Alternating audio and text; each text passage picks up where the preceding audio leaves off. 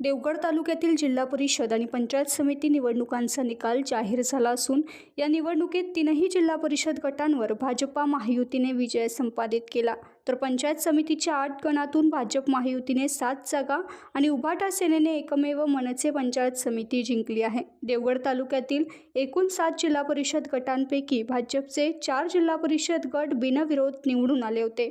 उर्वरित 3 जिल्हा परिषद गटात निवडणूक पार पडली, त्यात भाजपा महायुतीने विजय संपादित केला। पंचायत समितीच्या 14 गणांपैकी भाजप महायुतीचे 6 गण यापूर्वीच बिनविरोध निवडून आले होते। उर्वरित 8 पैकी 7 गणातून भाजप महायुतीने विजय प्राप्त केला।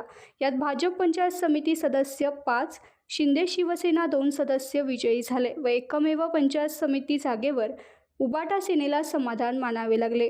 पालकमंत्री नितेश राणे यांनी पुन्हा एकदा देवगड तालुका भाजपचा बालेकिल्ला आहे हे सिद्ध करून विरोधकांना त्यांची जागा दाखवून दिली। भाजपचे माजी आमदार अजित गोगटे, बाळ खडपे, जिल्हा सरचिटणीस संदीप साटम, तालुका अध्यक्ष राजा भुजबळ, महेश उर्फ बंड्या नारकर, सरचिटणीस योगेश चांदोसकर, महेश जंगले, सरपंच भूषण पोकळे, अमित साटम, दयानंद पाटील यांसह भाजप महायुतीचे पदाधिकारी कार्यकर्ते यांनी मेहनत घेतली। टाइम्स डिजिटलला लाईक करा, सबस्क्राईब करा, शेअर करा आणि बेल आयकॉन दाबायला विसरू नका। पाहत रहा टाइम्स डिजिटल।